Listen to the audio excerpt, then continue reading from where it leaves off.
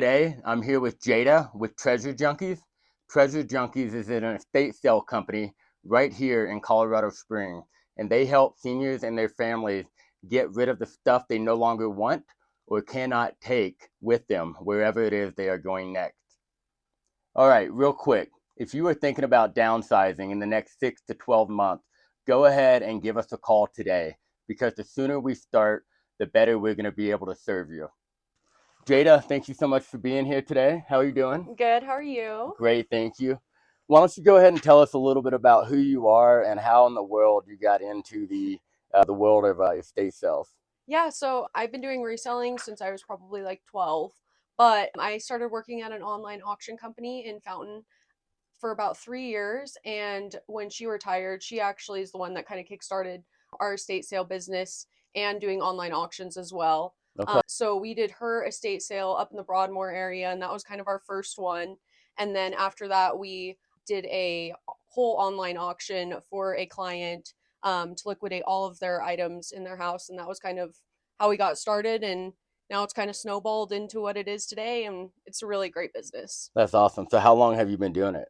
So we've been on our own for the last 3 years. Okay, Yeah. cool. And you say we, tell us a little bit about your other half, the business partner that's helping. Yeah, so my business partner, I do mostly all of our like marketing and setting up client meetings and things like that, scheduling.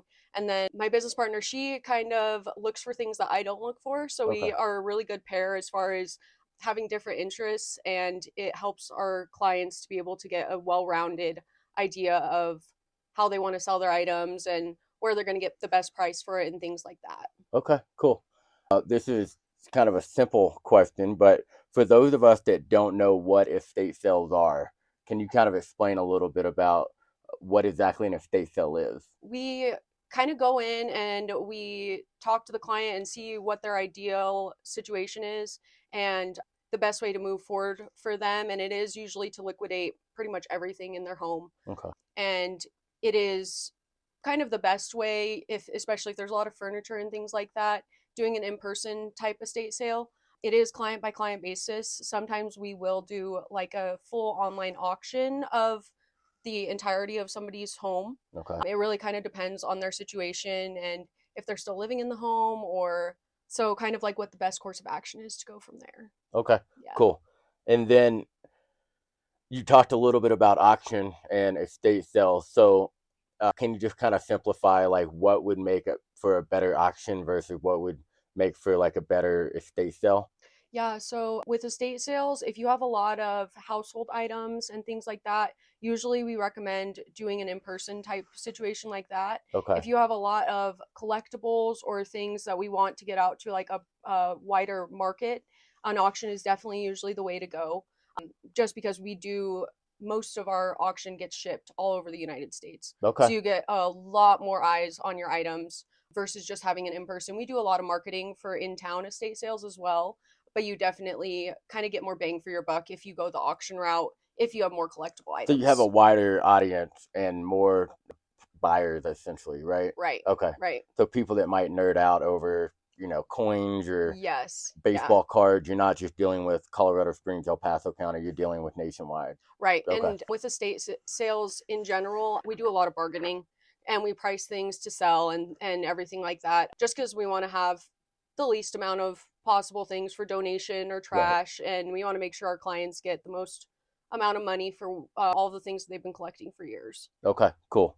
In working with a lot of seniors and their families, it's come up like, why would we do an estate sale when we can just have a yard sale or throw away and donate this stuff? It's easier, which I would agree. Sometimes it is easier, but easier is not always best because stuff does end up in like a landfill or they're selling things a lot cheaper than you all would be able to sell things for, correct? Yeah. Okay, so can you kind of go over in detail the benefits of an estate sale versus a garage sale and or donating? Like, why would somebody go the estate sale route? So we offer free consultations. Okay, So it's no cost to them for us to come in and look at what they have. And usually we say don't throw away anything because cool. you really don't know what you have until you have somebody come in and look at it that knows what they're kind of looking at. Okay, And for most of our clients, it is easier for us to come in and run an entire sale versus them having to sit out and for 3 days and do a yard sale and you're getting a couple dollars here and there versus an estate sale where it's well structured and well marketed and everything is priced to sell and things like that. And then just having the community of people that kind of know us and recognize our business and things like that to where you have the clientele to come in and buy the items that you're trying to sell. Okay. And expanding on that a little bit, you said people that follow you. Do you guys have like repeat buyers that kind of follow you from a state Yeah. sale? Kind of like this. We had a yard sale once at our house last summer, and our friend had one, so we were at her yard sale, and we saw the same people early in Yes. the morning, like 8 to 9 o'clock. It was Yes. the same people that were at ours was also at hers, and we're like, oh, maybe there's like a following Oh, there's a between huge community, especially in Colorado Springs, of they're called pickers. So they go pickers. out Okay. and yeah, they go out and find it's like American pickers kind of. Yeah. Yeah, so it's fun and we get to know a lot of the clients. A lot of the clients also shop on our online auction. So Okay. we see them every single month. I'm working on getting our website up right now so that we can better put out when we have in-person estate sales and things Okay. like that. Because right now it's kind of word of mouth Okay. type situation, but yeah, it's definitely fun getting to know all of the people and what they look for and their personalities and just their stories and things like that. That's my favorite part about our business is just the people that we get to meet. You mentioned what people are looking for.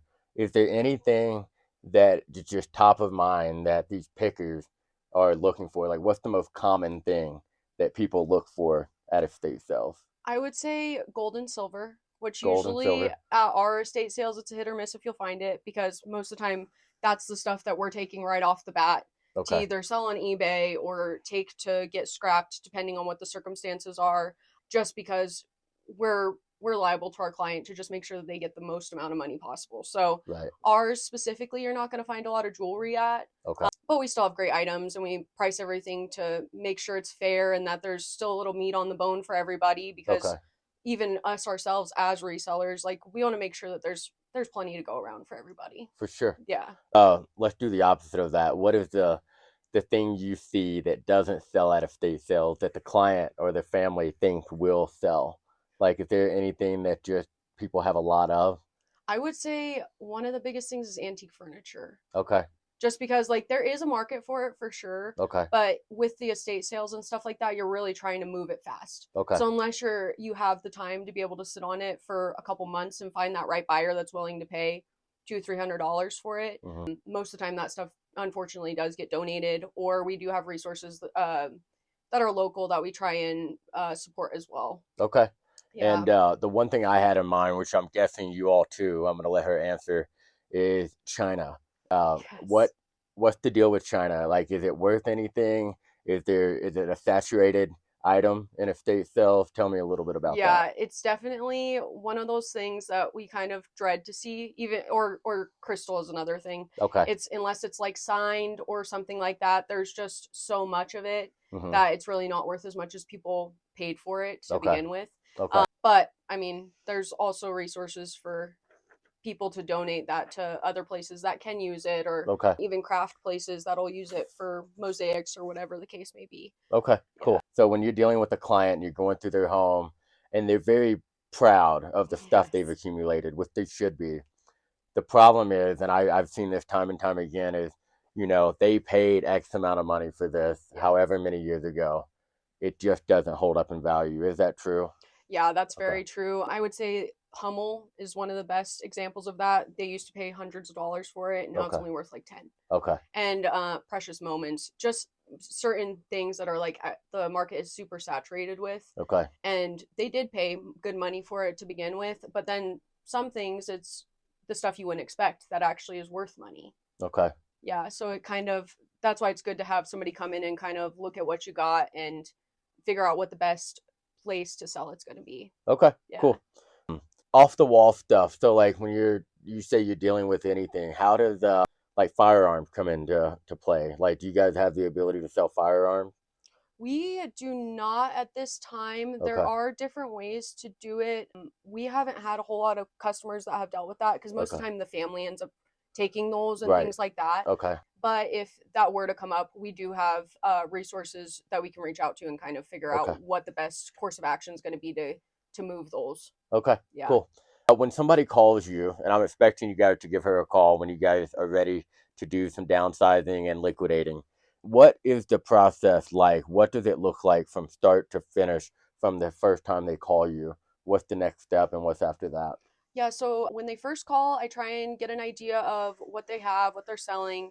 If they're able to send pictures of the space that they're trying to clear, I'll usually have them do that as well, just Okay. so it gives us a better idea if we're going to be able to help them or not, because Okay. not every situation we're able to help with. Okay. And then we'll get them on the schedule, usually within like a week or two if we can. If possible, if they can reach out like a month prior, that's usually the best, especially if you want to do an in-person estate sale, just so we have the time to get in there and get everything prepped and ready and the marketing done and everything like that. But we'll go in and do a free consultation and see what the best course of action is going to be for them. If they want to utilize our online auction, if they want to do eBay for some of their items, if they Okay. do want to do an in-person estate sale or an entire clean out or kind of a combination of all of those things. And then it's really hands off for the clients. Like Okay. once we decide what we're doing and a contract signed and everything like that, they really just get a check. So Okay. like we go in, we do all the work, we do all the shipping, we do everything for them. Okay. So we try and make it as easy as possible because it is a really hard transition. Absolutely. So I think the big takeaway from what she just said is to start early. Even if you're not ready for 6 months or so, it's better to have a plan in place that's ready to take off when you're ready to make it happen, as opposed to waiting till the last minute. How many phone calls have you gotten in the last 3 years where people are ready to do it tomorrow and you just don't have the time or the bandwidth to do it, right? Yeah. There's a Yeah. proper way to get in and get on the schedule, and just like anything, the earlier you start, the better. What's the number one mistake you see families make before they have an estate sale? I would definitely say throwing out stuff Okay. before they have the consultation. A great example I like to give is we did have some Lisa Frank stickers, like just a gallon bag of stickers Okay. that we put on our auction, and ended up selling for almost $900. Little like peel and stick stickers. Okay. Yes, All right. vintage stickers. So it's like one of those things where I'm like, please don't throw anything away before you give us a call because you really don't know what you're throwing in the trash. Yeah. And sometimes it's better just to wait and get a crazy amount of money for something you wouldn't expect than it to go in the garbage and then the collectible value is just gone at that point. Okay. Yeah. To expand on that a little bit, I have seen estate sales in the past where, like cleaning supplies, like Windex and stuff like that, half bottles, people will buy for like $1 instead of going to the Yes. store and paying 3 or 4 times that amount. So literally, I know you guys might think you're helping by getting rid of the stuff that doesn't matter or doesn't have any value, but the truth is, people will buy anything. And the more money we can generate for you and the family, the more money you're going to have to pay for your continuing care later on.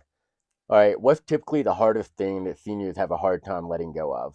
I would say anything that has a sentimental value. Even Okay. if it's something that they don't necessarily want to continue carrying with them, it's really just like the sentimental value of a family member passing it down or a specific memory that they have and so you really kind of have to be delicate with some of those situations and just take them as they come and most of the time if people are reasonable you can definitely talk them either out of it or let them take it along with them if it's something small enough that they don't really necessarily need to get rid of. Okay. So my follow-up question to that was going to be, what do you do when somebody says, I just can't let go of this? Do you say, and maybe it's like, for example, I've had a experience in the past where the China came in Yeah. and it's many pieces, right? Yeah. But we just kept one piece and it was like, the display Yes. mount. Yeah. So it was just one piece displayed in her room at her new community. Instead of having the whole set, she just kept one piece of it. And that was like a good, friendly reminder Yeah. or memory, right? What do you do in that situation? Do you have any examples of people, keeping something that they just couldn't get let go of? Not too often. It's actually funny. Most of the time, it's the kids. Just the kids. Yeah, it's Okay. like the kids. If there's like Boy Scout patches or something like Uh huh. that, like things that are really sentimental to them. That's why it's important what Sisters Moving Seniors does. because they come in first, make sure they get all of the valuables out of the house and kind of do that sorting portion of things for the family and make sure everybody gets exactly what they want before we even come in, because we have had situations where that was not done prior and then people are upset. Got And it. we never want to have people be upset, or, I mean, God forbid we sell their item and Right. can't get it back for them. Because, I mean, Yep. we are running a business and part of our auction is like once it's sold, it's sold. Right. So we have had people had to go on our auction and bid on their own item if they wanted it back. But Right. so that's why it's kind of like to make sure the process is done in such a way to where nothing is lost in that process. Okay. Yeah. And what she's talking about is a was on a previous interview with Elisa from Sisters Moving Seniors. They are a professional downsizer that will work with you leading up to the estate sale, the transition, and the move. So their job is to identify what you want to keep, what you want to take with you to your new place of living. And the benefit of that is to make sure that nothing gets lost in the shuffle, that you get exactly what it is you want to keep with you and take with you to your new place. And the rest of this stuff, once they get their hands on it, the idea is to be sold for the most amount of money possible to help you guys later on. All right, can you tell us a little bit about what happened after the estate sale? So things that don't sell, are they just left with the house, or what do you guys do at that moment? So if it is a estate sale clean out, we rent the dumpster if that's necessary. Usually we'll call in the nonprofits that are in town and see who will come and take the stuff for free. Okay. But at least it's not going to the landfill. Right. And then if there's enough items that still need to be thrown out, we will rent the roll offs and clean out the entire house. So basically, by the end of it, you're left with just an empty house that you need to get cleaned. Okay. So you're right in the line of the process of getting ready to sell your home at that point. Okay. So a benefit to that is for me as a realtor and for other realtors that are looking for somebody to do this, when they are done with an estate sale, the house is completely empty. They call it a clean out, but it doesn't necessarily mean that it's clean, Right, right? right. We still need to have the house cleaned and have professional photos. But at that point, the house becomes ours to start prepping for the market and getting prepared to go on the market. So again, for you realtors out there that may be watching, this is a great benefit to you all to utilize if you have a client going through a similar transition. All right, time for the fun question. What is the most valuable item you've ever found in an estate sale? The stickers is definitely one of the top ones that I was just flabbergasted that they sold for so much. And again, that was Um, a gallon Ziploc bag of what? of Lisa Frank stickers. So Okay, it's like your kids' stickers that you wouldn't expect, like from the 80s or 90s or whatever. Like those are some of the items. We've definitely had full sets of like real silverware, which okay, of course sell for a decent amount of money and things okay, like that.